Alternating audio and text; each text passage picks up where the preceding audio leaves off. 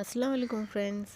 டே 3 video பார்க்கலாம். அப்படியே சமைக்கிறது நைட் ஆகிடுச்சு. அப்புறம் எல்லாம் அறுத்து வச்சுட்டு மசாலா எல்லாம் அரைச்சிட்டு சரி செஞ்சிடலாம் அப்படின்னு சொல்லி ஹப்பி செய்ய நின்றுட்டு வெங்காயம், தக்காளி, அப்புறம் கொத்தமல்லி, புதினா அதெல்லாம் அரைச்சிட்டு அப்புறம் வறுக்கிறதுக்கு வெங்காயம், கருவேப்பிலை அதெல்லாம் வேணும்னு சொல்லி அவங்க க்ரீன் மசாலா சிக்கன் பண்ணுறேன்னு சொன்னாங்க. சரி செய்யட்டும் அப்படின்னு சொல்லி நானும் நின்றுட்டு பார்த்துட்டு தான் இருந்தேன். அவங்க பாட்டு போட்டு ஜாலியாக செஞ்சுட்டு இருந்தாங்க.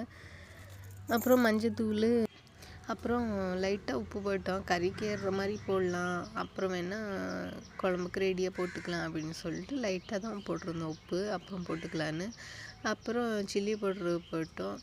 காரம் போடுங்கன்னு சொன்னேன், வேணான்னு சொல்லிட்டாங்க. சரி பெப்பர் பவுட்ரு போட்டு அப்புறம் கரம் மசாலா போட்டாங்க, அப்புறம் சிக்கன் மசாலா போட்டாங்க. நான் சிக்கன் மசாலா எல்லாம் போட மாட்டேன். நான் செய்யும்போது ஹப்பி செய்யும்போது சிக்கன் மசாலா போடுவாங்க. சிக்கன் மசாலா, கரம் மசாலா அதெல்லாம் போட்டாங்க. நான் சிக்கன் மசாலா போடாமலே கொஞ்சம் டேஸ்ட்டாக செஞ்சிடுவேன்.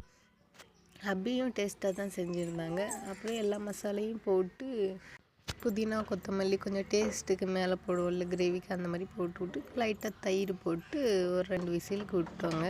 ஓகேங்க, பாய். நெக்ஸ்ட் வீடியோவில் பார்க்கலாம். சப்ஸ்கிரைப் பண்ணுங்கள், கமெண்ட் பண்ணுங்கள், லைக் பண்ணுங்கள், ஷேர் பண்ணுங்கள். பாய்.